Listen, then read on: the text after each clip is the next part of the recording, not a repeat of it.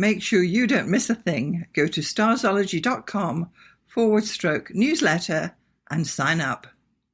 Welcome to the Starzology Astrology Podcast. I'm your host, Alison Price, and I'm here with my good friend and co-host, Arwynne O'Neill. Hello, Alison. It's great to be here. So nice to have you once more. So in this episode, we're continuing on with our houses, and in this one, we're going to be talking about the fifth house. Yes. So in every chart, there are 12 houses. So if you're new to astrology, your chart will have 12 houses, and we are now looking at the fifth house. So that is one particular house within the group of houses, and it's got certain things associated with it, which we're going to talk about. Yeah. So I'm going to give you a few core themes for these houses, and we can see how this is being expressed. That sounds great. So the first keyword, before I start, I want to say that when I was an astrology student a million years ago, my teacher was saying it's three things in the fifth house. It's creation, procreation, recreation. That's how you remember it. I love that. That's fantastic. So we'll start with creation. Yeah. So when we're talking about creativity, we're talking about, or I'm talking about things that you get up, you create it that wasn't there when you go to bed, and there's something there that wasn't there before. Yeah. So it could be music, it could be art, it could be knitting, it could be anything. It could be children. It definitely could be children, and it's something that you actually created. So this creation theme covers all forms of personal creations, including hobbies with a tangible result. Right. Knitting, crocheting. Sewing. Pottery and whatnot. And you do sewing, I do crochet, totally. And we both do art. Yeah. And all of this is creativity. Yeah. But what's interesting that I've been reading about recently is that when you go back into 150,000 years ago, when Homo sapiens evolved, we were the only ones who, because prior to that they had the Neanderthals. Neanderthal. The Neanderthals, whatever I can't say the word.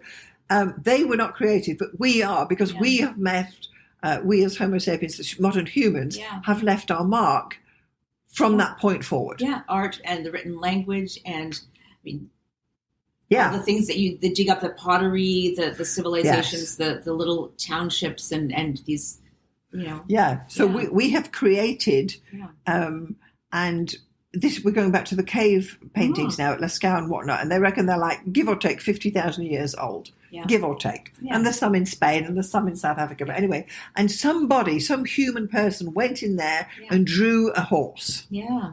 Or put their hand on the page. Tons of hands, tons of horses, tons of buffaloes, and just amazing. But this creativity theme is only in our species. It's not in the previous one. Right. And other species will use tools. Otters will use a rock to break open the shell of a thing. We're doing this thing with our hands that you can't see as the audience. We're both doing the otter thing. But we are the only species that we know of that actually creates for the sake of creation. Yes. For the just pure enjoyment of it. Mm-hmm. To represent basically what's going on. And, those early cave paintings are all about animals that they were hunting. Yeah. Or what was going around. Ourselves, or to commune with our deity or something. Yes. Yeah. And there's been some, I was reading last week, there's some connection between the bulls in the Lascaux caves, and there's a whole load of dots there, and someone's realized it's the constellations these dots are, and they've lined it up with Taurus. And I was thinking, and I still need to search this, that 50,000 years ago those stars would have been in different positions, but maybe it's a theory of what did we see as humans. We saw the stars clearly because they didn't have cities, they didn't have artificial there was no light at night. They had a campfire, and then and once that was doused, and even before it was doused, because if you've ever sat around the campfire out in the country, you'll, as a city person, be absolutely marveled at how many stars there are, and you might just be like laying there in your lawn chair or whatever you brought, your sleeping bag, and staring up at the sky going, oh my God, and feeling connected to our earliest ancestors and how they must have marveled at the stars and made up stories and this is noticed patterns. We create stories. Exactly. And this is a feature of being human. Yeah. It's all added to the ability to, with opposable thumbs and whatnot, that without it, we couldn't have made pottery. Right. We couldn't have scribed on the walls, and we couldn't have ground the paste. Yeah. But I mean, we're going back a million years. For sure. Yeah. But the idea is now that all humans are artistic. Yes. Yeah. So I believe that. I think you believe that as well. There was this wonderful TED Talk, and I can't remember the name of the guy, but it maybe will come to me later. But he had this great story about, you ask a room full of adults who can draw, and, maybe, 10 or 12 hands will go up. But you ask a room full of, first graders, they're all their hands will go up. Of course you can draw. Yes. Who can't draw? Everyone can draw. Yes. Yeah, exactly. It's actually very interesting. I find it very interesting that this creativity is inherent. Yeah. And maybe we don't see it so much because of the modern life we live in a big city made of concrete. Yeah. But creativity is all around us. Yeah. And even the concrete is creative. Someone designed those buildings. Someone had that thought. Exactly. And someone had to pitch it to the city council and to say, well, this is the purpose of this building, and I'm going to get all the funding for it. And it's going to have this purpose, and it's going to have this much parking, and we need all of these amenities, and it'll have this type of facade. And the design is there. It's human. Everything we see in our built world is creative. Even if we don't like it, we may think it's ugly. We may think it's, that's not to our taste, perhaps. Yeah, exactly. But it all is creative. It all is creative. Yeah. And the idea is that only if you are a human who, which we are, you're a human who has time on their hands, can you be creative. Yeah. So if you're working the fields as a farmer and you're doing 12 hours and then you're coming home, or you're working in some sweatshop, you don't have time to be creative. Yeah. But those who have leisure time on their hands, and in the Western world, when you and I do, we have time to be creative. And in those moments, as you have and I have, we are being creative. Yeah. And this is fifth house. But so it's not a house you use automatically. Right. It's one you use, I want to say when you've got the time, but we've all got the ability to use and be creative artistically. Yeah, definitely. Which is so interesting. Yeah, and there's an interesting thing about women, too, I think, in that. Because traditionally, as you say, that the hunter-gatherers and men would go on, they were hunting, and they were in the hunting parties. And they didn't have time to be creative because they were either working the fields or, killing a bison. Killing a bison and bringing it back so that the village could live. Mm-hmm. And the women, of course, they were nurturing their children and maintaining the home. But they also had a lot of time on their hands. So they're weaving textiles, they're making clothing, they're making pottery, they're baking bread, and they're making the home lovely so that when the men came home with the bounty of the whatever would survive through the winter, they were creating something. Yeah. Yeah. They were the ones who had the time and the time on their hands. Yeah, to do it. And even if you're stuck on a desert island, the human will start weaving a mat. I'm thinking of Castaway now. Wilson. Well, yes. Yeah. And, and he's painting a thing and making some art. And it's a natural thing that we want to do. Urge. It's innate. It's instinctive. This is it. So if you have, we've all got a fifth house. If you don't have planets in your fifth house, you look to the sign on the cusp of your fifth house and whatever planet that rules. Yeah. And I don't know, because I know you don't have any planets, but your fifth house cusp is what? Pisces. So say no more. Yeah. Because Arwynne is quite an artist and a crafter as well. So if you have nothing in the fifth house, don't you worry. Yes. You can still be creative. You can still have romance. Yes. Yeah. So I find this to me is a very interesting topic in astrology. Absolutely. And very frequently when I have clients, I say to them, you go to work, you come home, you talk to him. What are you doing creatively? This is what your talent's like. And you look to the fifth house for this. And it makes people happy. Yeah. Right? And I bet some people, it's hard to dig that out of them. Yes. Some people, don't do anything creative. But of course they do. They do something. Mm. They might not think of it as creative, but they do. They do something. There's something maybe their files and their whatever is organized in a perfect, lovely way. And you go to their house and you're like, oh my God, how. And they bake scones or whatever. This is all creative stuff. Even just the way they make the beds or they had a grandmother who was, a Capricorn, and she had 6 children. But every time you'd go to her house, not the grandmother I talk about a lot, but the other grandmother, my dad's mother. Not Granny O'Neill. No, not the bohemian, school bus driving, Aries kind of woman. But my other grandmother, she baked constantly. She made cookies, and they were always impeccable.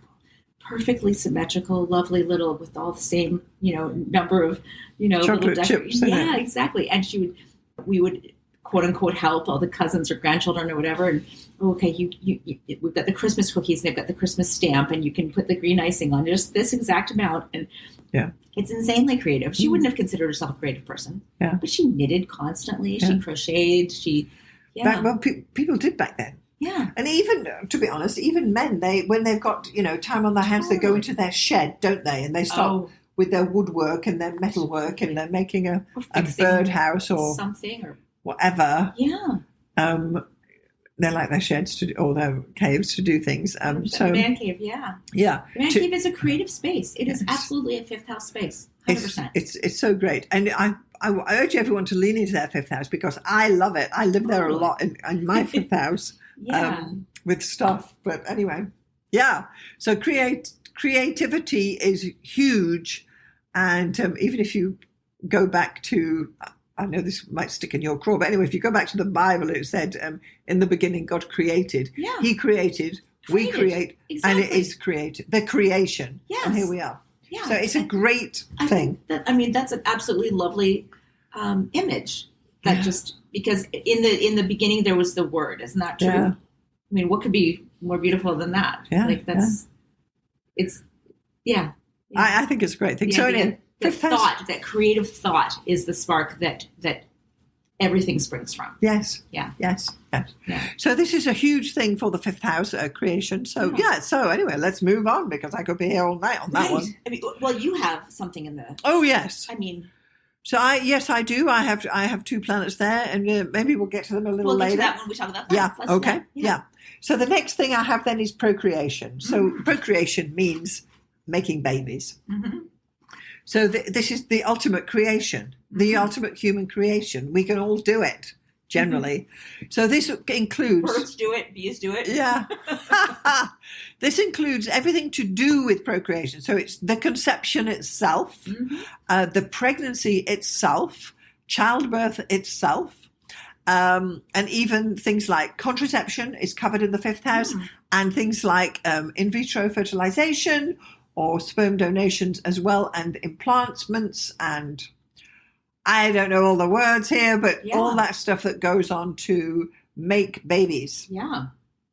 So it's a big deal. And humans we are all mostly able to procreate and have children, or not. Yeah. And if you're not, you're using contraception to stop it, let's face it, because, or using other drugs to promote it. Yeah. Because fertility drugs are an enormous business. Exactly. So this is all about having babies, falling pregnant, and particularly if you're a woman, so obviously. But I mean, it's about procreation, the actual process of making babies and making new life, creating new life, and it's and it's free. So it's free at the start. Oh yeah, yeah. Oh, you pay for the rest of your life, but my God, it's inherent human ability again. Yeah. So it's a great thing in the fifth house for sure. And then we get on to the core theme of children in general. Mm-hmm. So fifth house represents your biological children. Right. So if you have children, they tend to be represented in the fifth house, and if you don't have any planets there, you look to the sign on the cusp and look to that planet that rules it. Yeah. So all of your children particularly are shown in the fifth house. So if you've got 3 planets there, you are likely to have 3 children or whatever, or 3 conceptions. Let me be specific on that. Yes. And if you don't have children, but you look to the ruler. Yeah. And then yes. And then also those planets, if you have planets in the fifth house, could be about whatever kind of creations you bring forth. So it could, if you have planets there and you have no children, it could mean a bunch of different creations. Absolutely. Forth. But anything you give birth to. Exactly. Yeah. So, which, in your case, with not having been chosen not to, you give birth to all your creations. Yeah, and then Pisces being on the cusp there, that is a creative... it absolutely is. So any water sign on the fifth house cusp is what they call it, not a moist sign. It's a fertile sign. The water signs, Cancer, Scorpio, or Pisces is a fertile sign. And I'm constantly thinking creatively and trying to beautify things, and that's absolutely. the Pisces thing. Yeah, exactly. So it's interesting. I'm glancing, of course, at my mother's chart because of course, and she has Virgo on the 5th house cusp, and I'm a Virgo, so there's that. There you've got this. There's always this relationship there, right? So this is your biological children. So it doesn't, and it covers children in general and your experience of them, of other people's little darlings. But your adopted and stepchildren are 11th house. So let's just clarify that. Interesting. Yes, children of other people. Yeah, they're not your biological ones. Right. So anyway, so children in general, how do you experience them? Honestly, who was that guy who said, hell is other people? Well, I reckon hell is other people's children. I'm not going to argue with that one. Yeah, Sartre, I think it was. Anyway, so, I mean, I'm being facetious there, but the point being that your relationship with children, if you've got a lot of planets there, you're likely to have kids in your life or be working in a school or whatever it is. So, and again, it's the creative process. Yeah. Interesting. So my next keyword there is leisure. Recreation, leisure. Yeah. So this leisure is when you're, it's to do with amusement parks, parties, games. I'm suggesting roller coaster rides. Gambling. We're getting to that. Yeah. Yeah. Excitement, sports events, and also being entertained. Right. When you go to the theatre, you're entertained. When you go and watch the Canucks play, you're being entertained. Totally. And it's what you do for leisure. Wow. And again, you've got to carve out leisure time, because if you're just working, getting up, going to work, coming home, going to bed, and you're on that hamster wheel grind, you need to make time for your leisure time. Yeah. And what do you do in your spare time? Are you just watching Netflix? Right, Netflix. Well, I'm not, because I don't have it. But exactly. And I had Prime, but for some reason it's dropped out. I've got to realign myself with that. Yeah.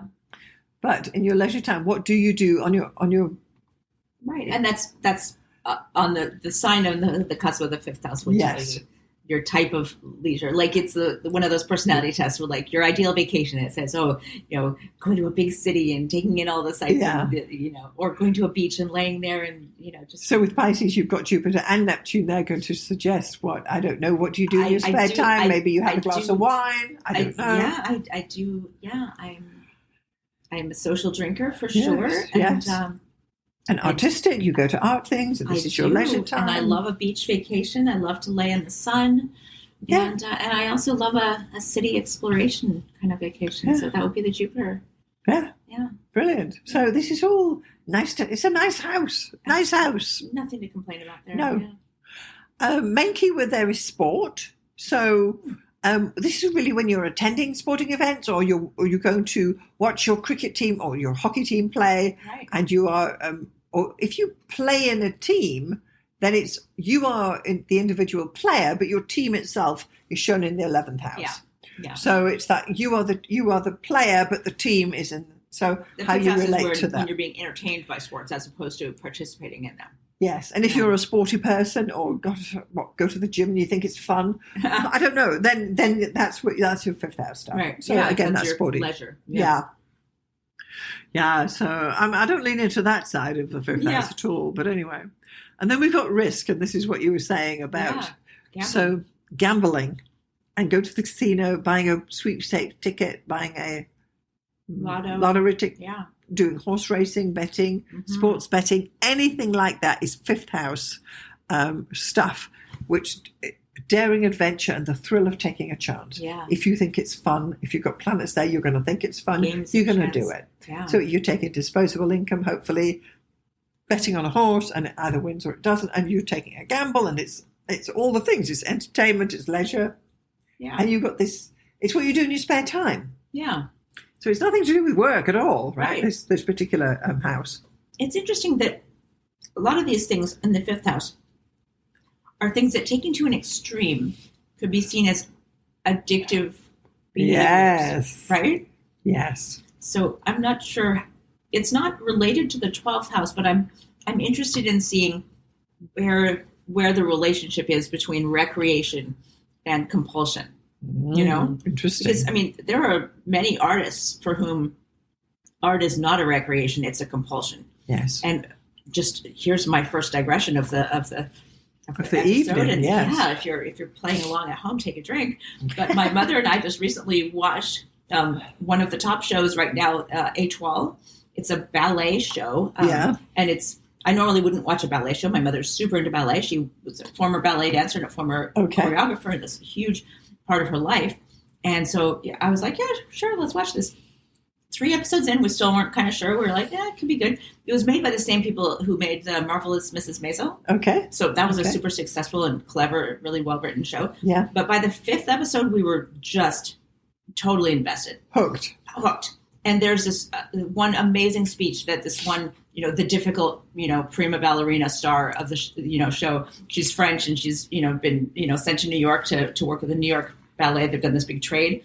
And she gives this brilliant, little speech on monologue on why dance is important in the modern world, and how, she never had the choice to dance instead of, going to college or doing something intellectual. It was she woke up and she thought about it. She went to bed and she thought about it. And she was constantly, there you go. She couldn't stop herself, but she feels like it's what she contributes to the world, but it's also what makes her get up in the morning, and that it's a communication form, and that it's life, it's vitality, it's everything for her. And that it's this important, thing in society. And both of us were kind of almost like on the verge of tears. More her, her than me, because for her, she was, oh my God, yes, But that's the 5th house. But it's also that verge of compulsion, right? I mean, I'm thinking Van Gogh, Yes. Someone for whom art was it wasn't just a leisure thing. It was something compulsive and driving to create. He couldn't not do it, but it also kind of drove him mad. And that wonderful Vincent and Teo, where the movie where it shows Van Gogh in the cornfield, and he's being besieged by visions of blackbirds and these sunflowers that are menacing and bright and colorful, and he's painting them, and he's he's kind of licking the oil paint off the brush and kind of going mental. And that is that madness of creation, right? Yeah. Well, Picasso was the same, right? Right. Yeah, in a very different way, in a more almost Plutonian kind of. Well, he was Scorpio, right? But that 5th house, there's beauty and romance and loveliness to it, but there's also a dark side. There's also a compulsive side where what gives you pleasure can also be detrimental to you. Yeah, because you can lean too far into it. It's like the gambling. It's exactly like gambling. Yes. Yeah. You can be addicted to romance. You can be addicted to sex. You can be addicted to that feeling of romance, that feeling of falling in love and never being satisfied. Once a relationship gets too comfortable, you're off to the next thing because now it's boring, and you want to feel that flush of infatuation again.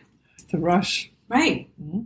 So that 5th house, lest you think that it's all just beautiful and lovely and fluffy. There is the edge to it as well. Yeah. Mm.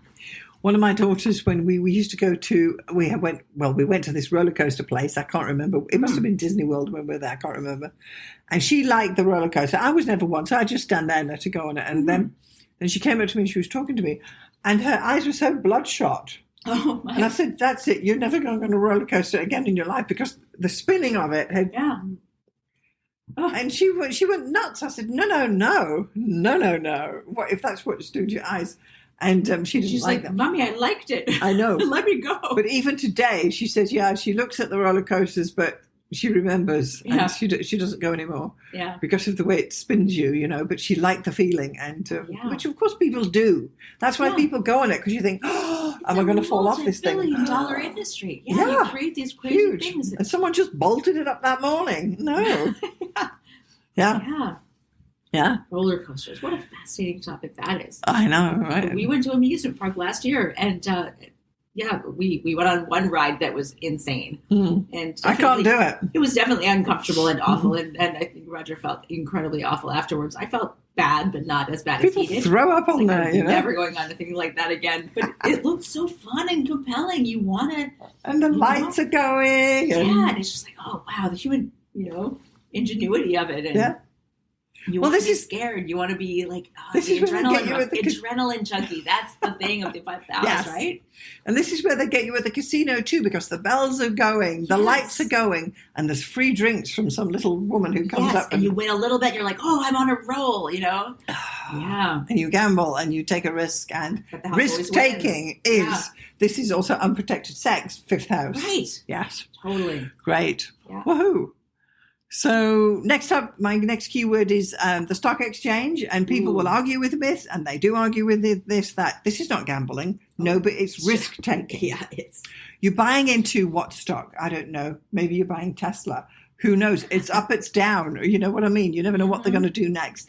And you are putting risk, you're putting your money at risk when you put it in the stock exchange. It's totally. But the gain, the potential is there too. And that's the thrill of this fifth house. Absolutely. And the addictive quality of it. Yeah. So if you're in their stock exchange, and many of us are, but you don't put every cent you have in there. No. So anyway, that's another thing too. Nice. Yeah, that's really interesting. There's a whole bunch of like the financial astrology thing. Oh, it's big. One day we'll do an episode about financial astrology because that's a whole ball of wax, can of worms. Yeah. What to invest in now? Yeah, that sort of thing. Yeah, it's great. Yeah. So the next theme I have for the fifth house is big game animals.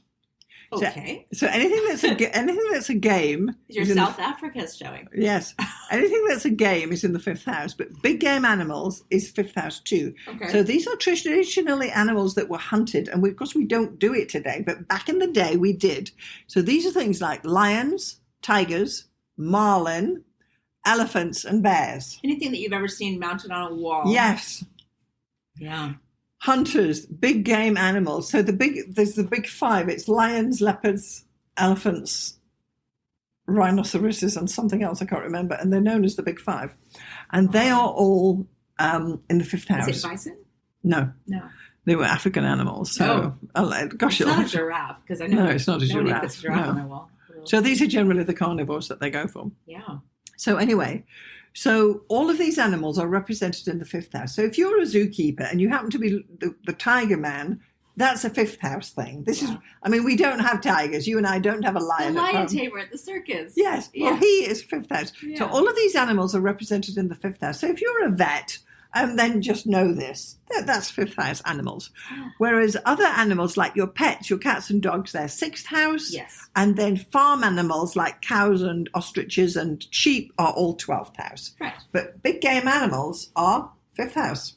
Interesting. Because you're hunting. It's a challenge. It's a risk. They could kill you. It's a sport. Yes, it is. It's a sport. Wow. Am I going to get the elephant or is the elephant going to get me? And 100 years ago, this was the big deal. But that's where this comes from. Very, very Hemingway. Yeah, right? Yes. Wow. And really, these animals, given a chance, would kill you too. So that's the risk. That's the danger. Totally. Can I take down the lion before it takes me down? And because we don't do it these days, but that's where these animals still live in your astrology chart. Yeah. So, you know. So if you know someone who's got an elephant in their back garden. Yeah, look to their fifth house. Yeah, that's where these planets live. So that's big game animals. That's what it's called. Anything gaming, itself. Gaming, of course, is fifth house. Yeah. And then, of course, we come to romance, which probably I should have spoken about first. So romance is the fifth house. Yes. So this includes dating, Valentine's, crushes, passionate flings. If you have a romantic fling or an affair, it's fifth house. But your marriage is seventh house. Right. Your work wife is your fifth house. Yes.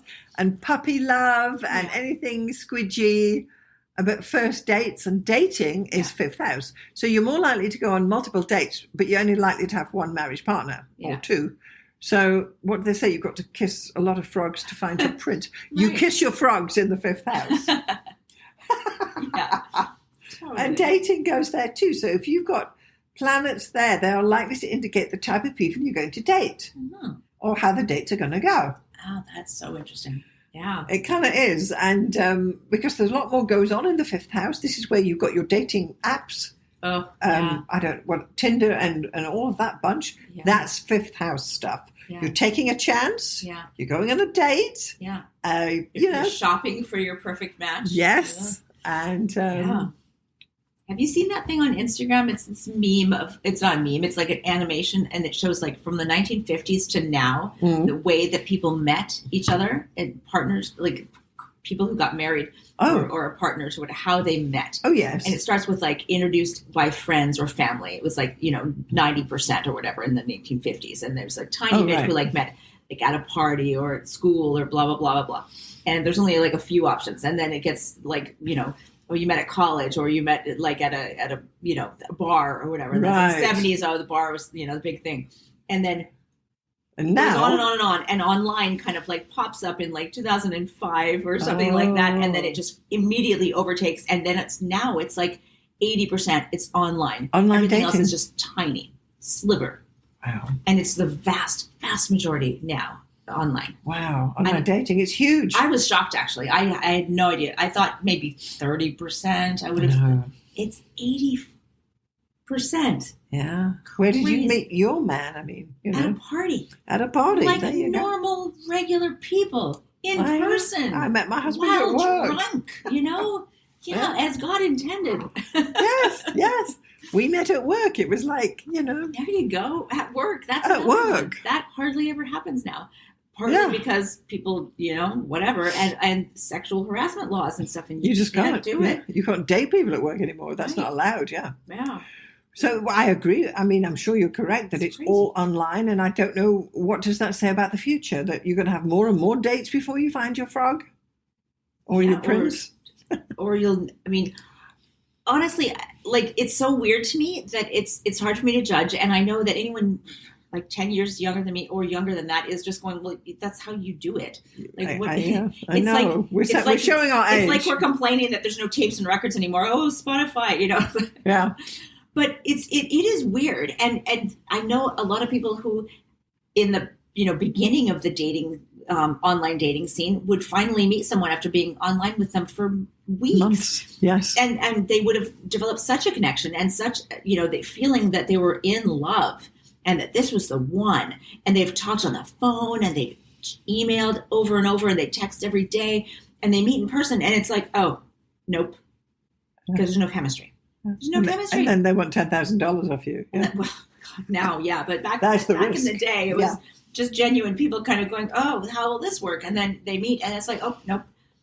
Because chemistry still is a thing. But it has changed. And it's changed us. Yes. And yeah, but the one thing that I think has changed in a harmful way, because obviously however you meet the person you end up being with is awesome. We're not criticizing that at all. No, however it takes. Go for it. It's wonderful. Yeah, whatever it takes. But the thing that is harmful and I think that is corrosive to our human nature and our, that the caveman person who now is evolved and not that long ago into who we are sitting here is that it makes it like shopping. It gamifies it. And to bring it back to the fifth house, it gamifies the romantic process.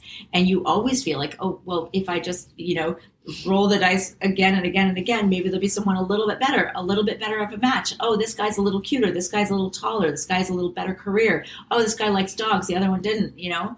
And even if you are happy with whoever you found last week, last month, 6 months ago, 2 years ago, when maybe the romance, the honeymoon phase is off. Oh, maybe, that app is still on your phone, and you're just going to be nudged back when maybe you have a fight. Maybe he, go back to the source. Maybe he has a work wife and you're isn't it Hinge now? Yeah. And like, that's the whole thing of like, oh, did you delete the app? Is it that serious? You've deleted the app. Well, that's what Hinge advertises. It's not going away. That account is still waiting for you. Like, if it doesn't work out, you're like, oh, you're right back in there. But yeah, you're never satisfied because you always feel like there could just be something just slightly better. It's the gamble. It's the risk. And that's the fifth house. Yeah. And I don't know how with our lives. I know. Yeah. It's quite a thing, but romance, or whatever that means to you, right? To me, it's better be chocolates and a dinner, Oh, for sure. God, not in that order. Well, yeah, dinner. Let's steak dinner at least, steak dinner and then chocolate after, and then we'll see. And then we'll see. Yes, where's it going? Right. But if you're looking for, if you're someone who dates a lot, you're likely to have many planets in there. And if you're someone who has affairs a lot, and there are lots of them, you are likely to do so if there are planets in the fifth house. And people don't like hearing it. Yeah. And that is another connection to the 12th house, is the secret love, which is secret love is something, a 12th house thing. So addictions are a 12th house thing. There's a weird connection, I think, with the fifth and the 12th house. Yeah. When something recreational becomes compulsive, becomes something you because it's fun. It's fifth house is fun, right? When it goes from being recreation to addiction, it's a fifth house to 12th house thing. When you can't stop yourself, when it's not fun, when you do it anyway and you're not enjoying it anymore, and it's hurting you, but you can't stop. Interesting. All right, so let's kind of turn our attention now to some planets in the fifth house. Yeah. So these are planets that are in your natal fifth house that we're talking about, and we've just got some ideas on this. Totally. So maybe you've got planets there, maybe you don't. Arwynne doesn't, I do. We'll get to that. Yeah. So when the sun is in the fifth house. So I'm saying here, confident and proactive. Yeah. Confident in love, put the heart out there. Totally. You're not ashamed of your creative pursuits. Yes. You maybe are the most proud mother at the. Ooh, we've met them. The mommy bloggers. You're monetizing your kid when they're still in the womb. Yeah, this is this. Yeah. Sun in the fifth house. It's a great place. Creativity feels like your birthright, and you constantly create all your life. It's a nice placement. Yeah, definitely. It's a nice placement. Yeah. And then the moon in the fifth house, I'm suggesting emotionally expressive and sensitive. Yeah. Maybe a creative mother. Yes. Or, or a creative child. Or a good mother. Yeah. Yeah. Or, a watercolorist, maybe. Yeah. Anything that has to be emotionally, you're investing in it. It's a great thing to do. Yeah. Moon in the fifth house. It's a good placement. Yeah. It's a nice house. I like that. Yeah. We don't dislike it. It's wonderful. Yeah. So then with Mercury in the fifth house, I'm saying quick-witted and self-aware. Yeah. So here you are love activities which stimulate your mind. So the games, the mind games. Yes, totally. The games. And we can go with things like Sudoku, crosswords. Yeah. Any mind games that you... Role-playing games. Yes. Video games. Yes. Creative games. The things where you're, connecting the dots. Trivial evenings. What do they call that? Yeah. Those pub trivia. I love those. Pub trivia. I'm very good at those. Yeah, I went to one recently, and out of the 40 questions, I could answer 2. So anyway, I've got my categories, but it's good. Yeah. It's good if you have a couple people, maybe someone who knows a bit about geography. And, music after the year 2000. Those are my weak spots. I know. So Mercury in the fifth: quizzes, crosswords, puzzles, totally. Mysteries. Tongue twisters, clever double entendres, stuff like that. Yeah. The Oscar Wilde type stuff. Yes. Yeah. Yes. So Venus in the fifth house. Here I'm saying charming and graceful. Yeah. Love being in love. Totally. Love the romance. Yeah. A lovely eye candy. The ballet, the art. The ballet. I imagine her. She's got a ballet dress. Ballerina. The beautiful blue hair, all of that. Yeah. Pleasure blossoms through experiences with children and creative hobbies. It's a nice placement. Yeah. Wonderful. Yeah. And children are a deep source of happiness, and romance often feels like an art form as well. Yeah. Yeah. So she loves her children. Yes. And then Mars in the fifth house. So driven and assertive, because Mars is that kind of planet. So here I'm saying you bring passion and energy to your creative pursuits, especially those involving hands-on work like metalwork, sculpture, and sports. Yeah. And when you say sports, any kind of competitive creative thing. Yeah. I mean, I'm thinking of all of those reality shows where they're creating something. Like what was the one? Like the Bake Off or something. Yeah, or the Project Runway. I was obsessed with that one for a little. That. Oh, it's where they're fashion designers, and they're competing, and sometimes they would be given like a bunch of scraps of something, or just a bunch of junk, like a bunch of used radios and stuff like that. And they have to make an outfit out of it, some sort of beautiful gown, and they're piecing together metal from an old TV or something. And having to hammer it into I must have missed that series. Oh my God, I was obsessed with it for a while. So cool. Right. There's dozens of seasons of it. But there's one about body painting, and there's all the cooking ones. And anything where you're actually not just competing against, not like Survivor Island or Naked and Afraid. Yes. But the kind of thing where you're actually creating something beautiful. Kind of competitive creation. Yeah. Yeah. Competitive creation. That's a good one. Yeah. And, of course, gambling. Well, it's always gambling, yeah. Yeah. So Jupiter in the fifth house. Here I'm saying expansive and optimistic. I have to put my hand up to this one. Oh. So life feels abundant in this area, whether that means having many children, numerous creative projects, or a large appetite for fun. So yes, I have many children. I have 4 children, and nobody does anymore. But back then we did, and yeah. Nice. It says an appetite for fun. I wouldn't say I'm looking for fun every night, but I do like my creative stuff.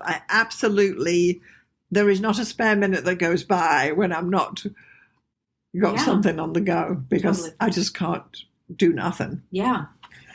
Yeah, exactly. And it's usually something creative. Oh, yeah. And I even got an art book today, which I've started reading, but we'll push through on that. Yeah. So that's Jupiter in the 5th. So Saturn in the 5th house, organized fun. This is Monopoly. This is the banker in Monopoly, if ever you played that game. Yes. Yes. I hate it, but I've played it. Yes. You approach romance and creativity more seriously and build lasting and meaningful joys every time. I have this too. Yeah. So, yes, I wouldn't waste my time dating people who were no-nos. Oh, totally. And when my friends would set me up on a blind date and he was at the door, I would just shut the door in his face if he wasn't going to. I wouldn't waste my time. Yeah. My mother has this as well. And really? The same way. She's never casually dated ever. Doesn't even understand the concept of why one would casually date. No. It's either a relationship or nothing. Exactly. Yeah. And it's usually a relationship. And when I was younger in my 20s, they used to call me the Ice Maiden because I just wouldn't. Yeah. Some guy would throw himself at me and I'd just look the other way. And, totally. You know. Even these days, people will say to me, I saw you on the streets, but you ignored me. And I'd say, when I walk the streets of Vancouver, men are throwing themselves at me left, right, and centre. And if you want my attention, you'd better do something big. Otherwise, I'm not seeing you at all. I love it. And they're going, really? Like, of course not. But that's what I say, because I just don't see it and I'm not interested. Unless you can make a serious impression on me romantically, I don't even see you. Never mind would go on a date because you happen to be there. No. Totally. And my mother has never been one for games either. She's not into sports, not into, definitely like TV shows and entertainment and things like that, but not like frivolous. It's more about collecting information and stories. If she wants to be entertained, it's about a compelling story. It's not just a trivial, I couldn't. No, I mean, and I have these, word games that I like, Wordle and, Words with Friends that I play like on it just as a, kind of to decompress, like first thing in the morning or like whatever, if I'm at the bar, people are watching sports and I don't care about the sports and I'll just like on my phone playing some word game.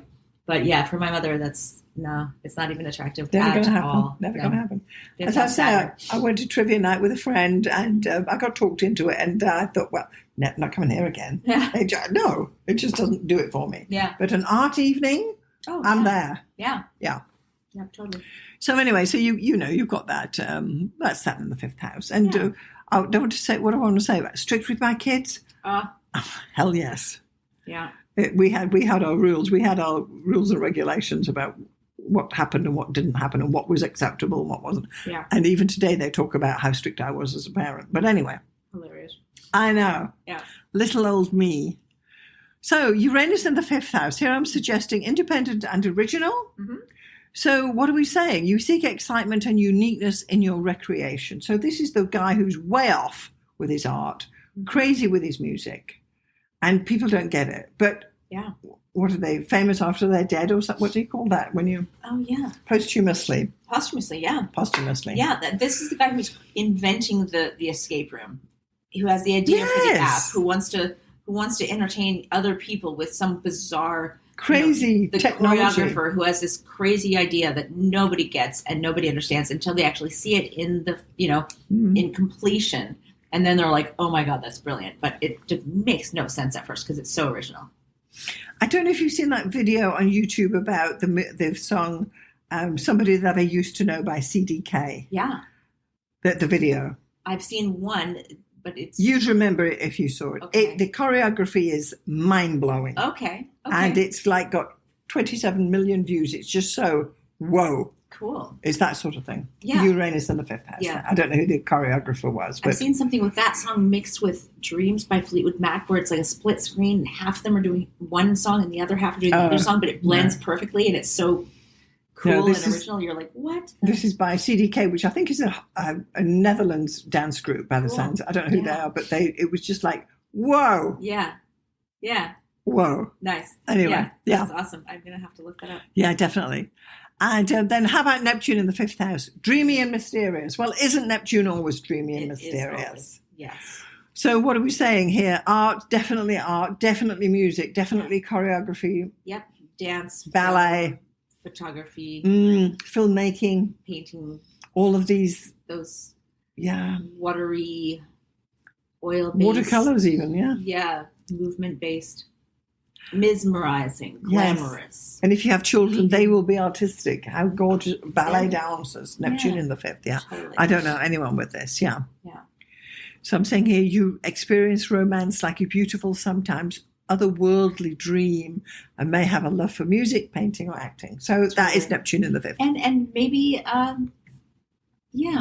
maybe a glamorous view of the world where you're almost like that Pollyanna kind of thing, where you only want to see the best in people. Yeah. Where you're not literally got that reality, Neptunian film over the thing where you're like, I don't want to see the bad. Yeah. And that's with the kids too. You don't believe your daughter's doing drugs. You don't believe he just took the beer out the fridge. You just can't believe it of your kids. So yeah. I don't know if that's good or bad, but that will come through as well. Right. Mm-hmm. Right. Oh yeah. This speaks a mother, yes. Uh-huh. Pluto in the 5th house, intense and transformative. Well, yes, of course, Pluto always is. Yeah. So here I'm suggesting transformation through the experience of children. Yeah. Childbirth will transform your life. Having kids will be a wake-up call. Right. Maybe someone who didn't plan on having kids and then they did and it changed their life. And for whatever reason, this child will need intense attention. Or the kid, exactly. The kid is incredibly intense, powerful, just transformative, and maybe troubled. Maybe your relationship with them is troubled, but it is something integral to your identity. Yeah, and you are put on this earth to attend to this child. Yeah. So it is in your chart, it's your fate. Let's go with it. Let's say it. Yeah, exactly. And if it's an artistic thing, then it could be something where your art is so incredibly powerful and transformative that it is something that, like your Picasso, your Guernica, your Georgia O'Keeffe. Damon Hirst with his sharks. Yes. Yeah, the either incredibly powerful art, like, making a ton of money, like Damien Hirst, where it's almost like a joke about how much art is. Exactly. And Andy Warhol, like that kind of thing.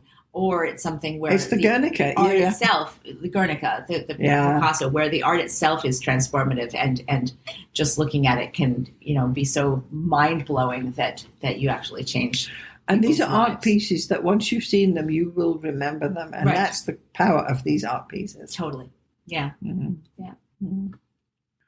Okay, and then finally, I've got Chiron in the 5th house. I'm suggesting vulnerable and healing, obviously. Chiron here suggests that your leisure time isn't just a luxury, it's vital to your healing and well-being. Yeah. This is the person who must have downtime to process what's going on, because they are taking on vulnerabilities. Yeah. And Yeah, that makes total sense. And it's opposite the 11th house, so maybe it's got something to do with that axis of the 5th versus the 11th, where they want to be in the popular group and they can't get in. Yeah, or the exhaustion of running a group of people, or having a group of friends that are incredibly complicated, or their associations are doing something stressful to them that they then have to channel through some 5th house Chironian. And they're turning to you for help. Yeah. People are turning to you for help. Exactly. And your version of being a healer is something creative that you've done through that social channel, that social, external facing versus the internal facing 5th house, creative, generative. Art therapy sort of something. Art therapy, exactly. Yeah, 100%. Or dancing without words, what's that called? Miming. Where you're just expressively letting it go. Yeah. Oh my God. My mother has a very good friend who has classes for people, dance classes for people who have Parkinson's. Yeah.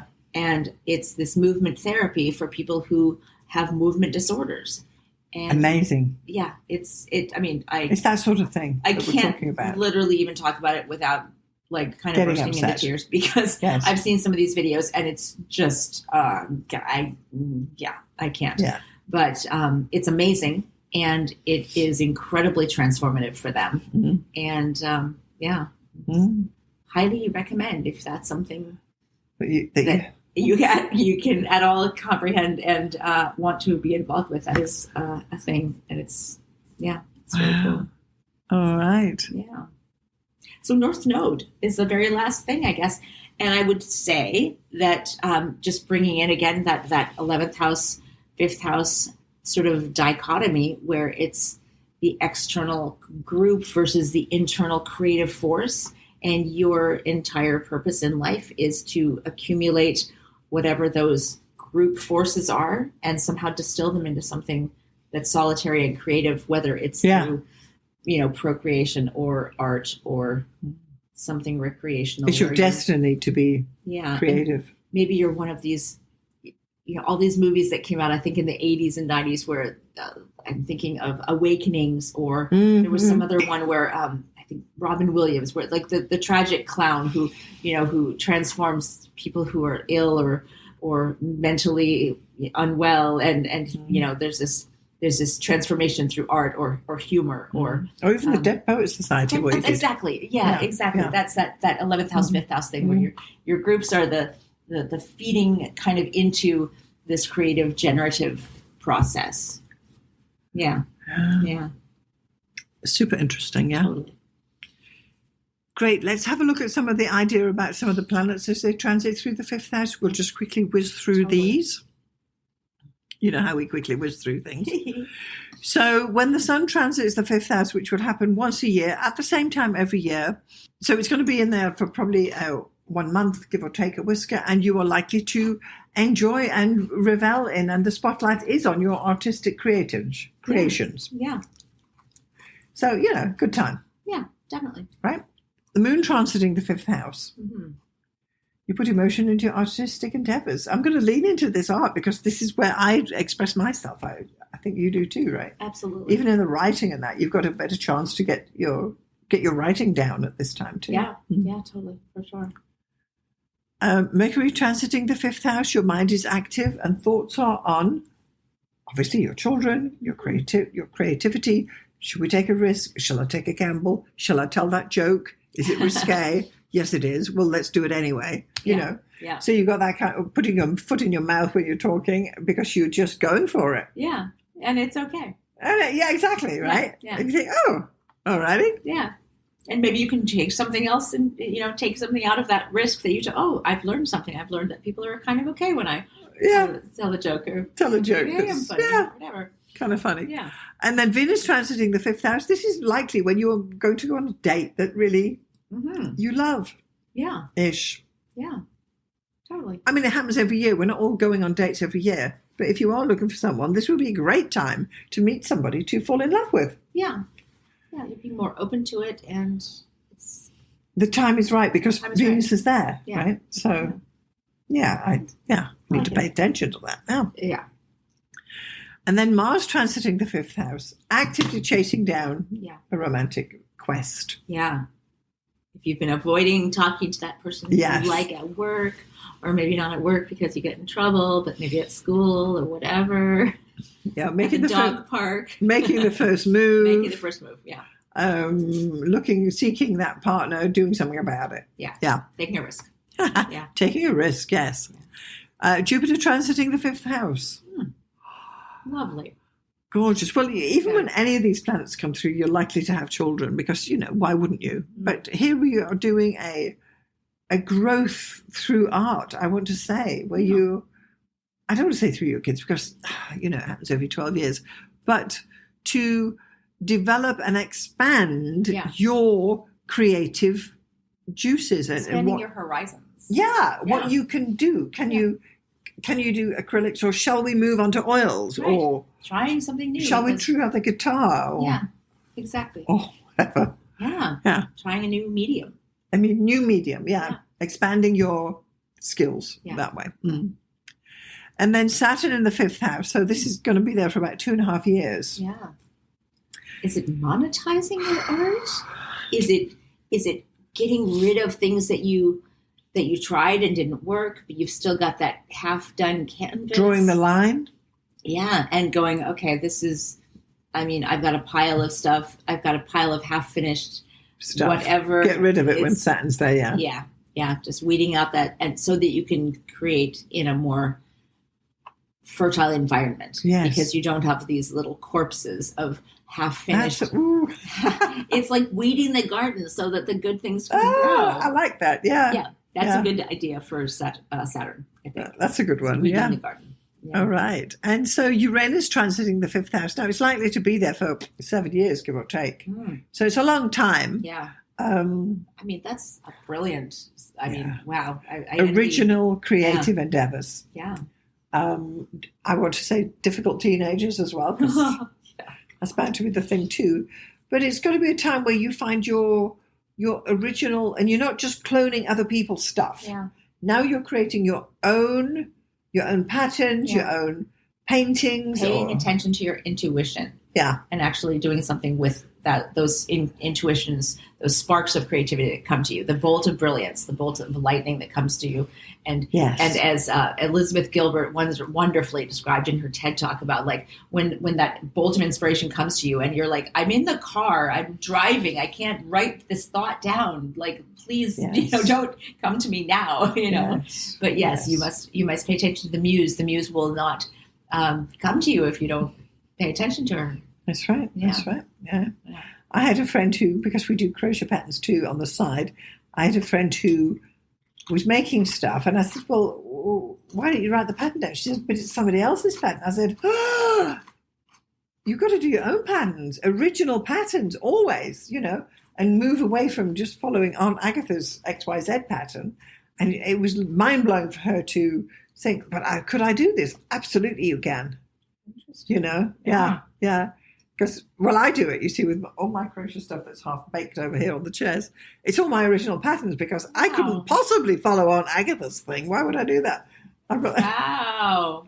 That's fascinating. Yeah, so you just, not everything works out, but I still won't, Yeah. Okay, so Neptune transiting the 5th house. This is going to be there for 13 to 14 years. Yeah. It has to be a time when you tune into music, perhaps even writing, art, in some creative endeavor, and you've got a good chunk of time to master it quietly. That makes you happy.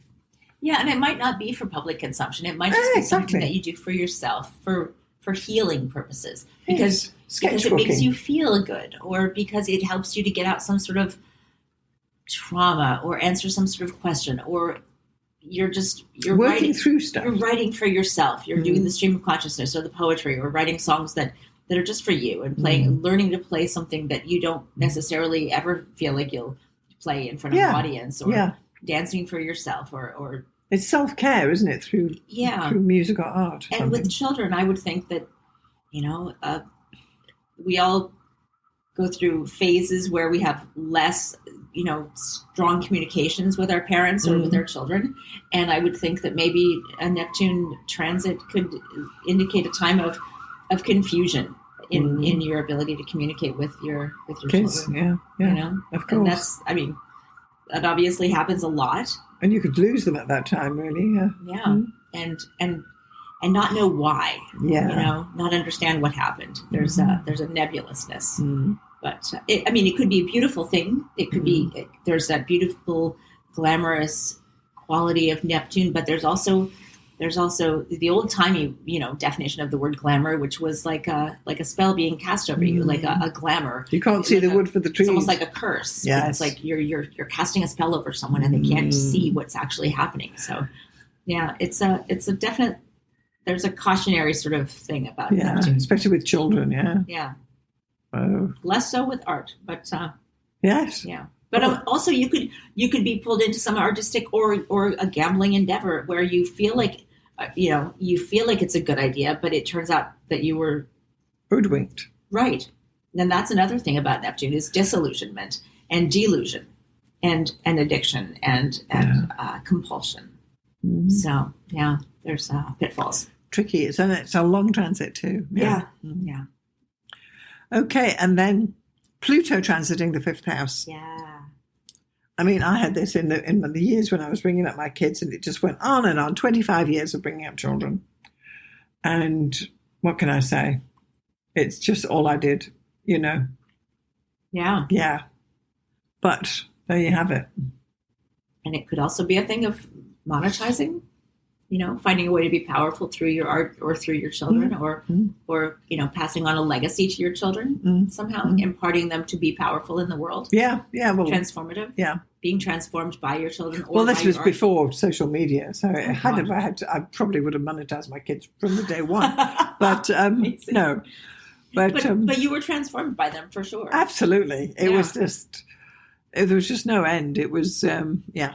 I knew I had to keep going. I had to keep going, difficult as it was on certain times. Yeah. And then Chiron transiting the 5th house. Yeah.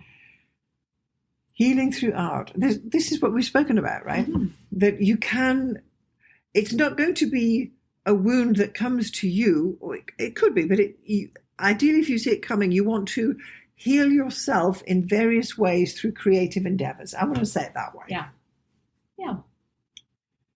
And it could go any way, really, at this point, right? These things. And it could be something like if you were injured and you can't do your sport anymore, or whatever, and instead you take up water aerobics, or something else. Yes. Yeah, like or to make adjustments. Painting, learning to paint with your left hand instead, because maybe your right hand is injured and you can't, whatever. Or learning to do something different with music if you are starting to go deaf, or if you're starting to lose your sight and you decide to lean into something that requires hearing or using your fingers and a more tactile thing, or just kind of what's the word, like rechanneling. Like your brain is incredibly plastic. The neuroplasticity I agree with insane. And creative ability to kind of find a different way to do things, or that's one of the most human things. We're so adaptable, and we're so innovative, and so amazingly just diverse as a species, that the idea that one, like a starfish, like one limb is cut off and then it sort of regenerates, but we can actually do that with our brains, and they've found, and we should. The most amazing rehabilitative stories have come out of, people who had some sort of injury or some sort of, brain trauma or some sort of illness, and they learned to do something else. Or out of that illness, they suddenly gained the ability to do something that they could never do before. I'm not talking about like the weird miracles where like they were hit on the head and then they suddenly spoke Chinese, which has actually happened. But rare. You can't depend on that that brain hit. But there are cases where just because you can't do what you've always done, suddenly you have to do something else. And that's Chiron in the 5th house, I think. Yeah.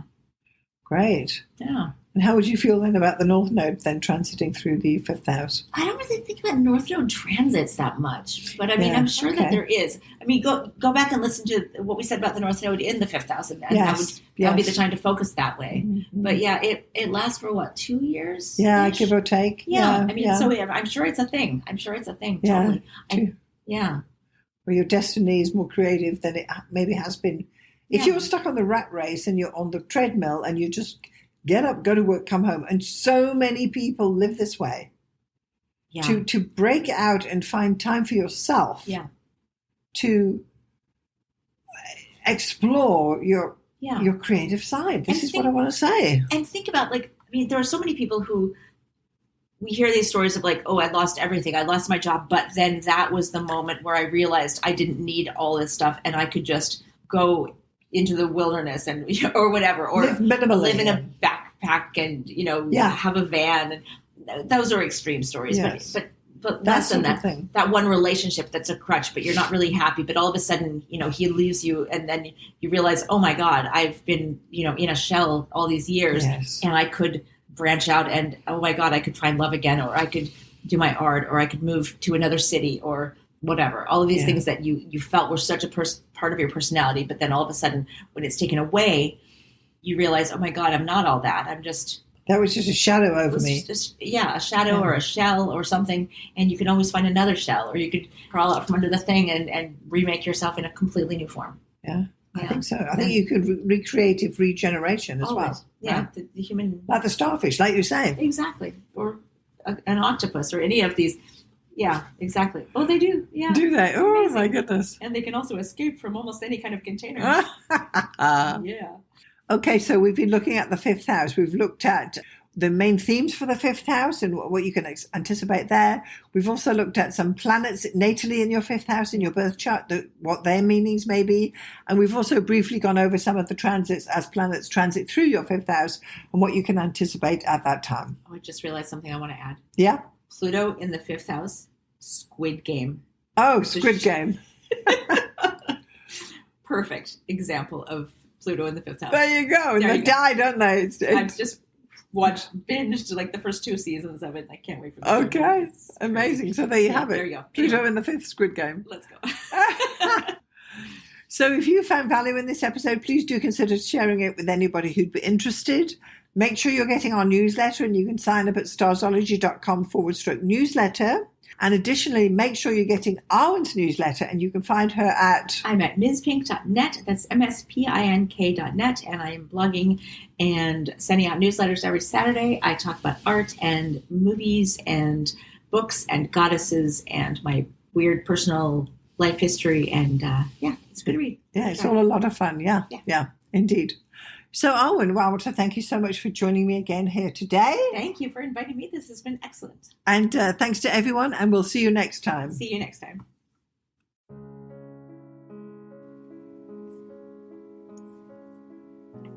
Thanks so much for getting this far through the episode. I just want to take a moment to tell you about the 2 main options of my astrology services. So the first one is coaching. If you are an aspiring astrologer, and by that I mean someone who's perhaps a hobbyist astrologer or someone who's learning astrology or a student, or you've got a few books and you've been doing it for a while, but perhaps you need a little bit of help to bring it all together, then maybe getting some astrological coaching from me would be the answer for you. The astrology coaching I offer is a 1-hour session on Zoom, and it's tailored to answer your particular questions. For example, if you have issues with natal chart readings, we can go there. Or if you're having problems working with your forecasting, we can go there. Or even basic astrology stuff, or even getting yourself organized for your astrology business. The idea is that astrological coaching will answer your particular questions. It's tailored specifically to you and where you are in your astrological journey. And I'm happy to help you out with some guidance about how you can get going, what to focus on, and what to dismiss. So that would be the astrological coaching for people trying to learn astrology. The second astrological service I offer is consultations. So this is for someone who perhaps doesn't know anything about astrology, but they just want to have their chart read or get their chart done. Call it what you will. So once more, this is a 1-hour consultation over Zoom. I will interpret your chart, tell you about the main features, tell you about where the energy is flowing, and all the rest of what is entailed in a thorough natal chart interpretation. I can also add in some forecasting in there too, bearing in mind we only have 1 hour. So just in summary, I've got coaching for people who want to learn astrology, and I've got consultations for those who want to get an astrology reading done. I'm Alison Price from Starzology.com. Thank you so much for listening. We'll see you next time.